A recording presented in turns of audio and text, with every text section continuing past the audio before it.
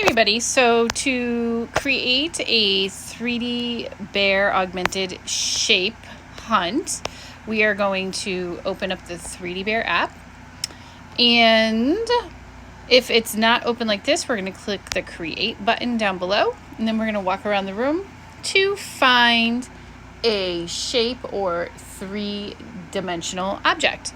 I happen to find this trash can, which looks very similar to a cylinder.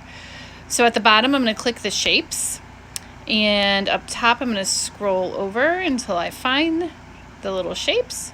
And now I'm going to click that cylinder, and I'm going to move it over and down and over, and now I am ready to take a picture of them next to each other. And you are all set.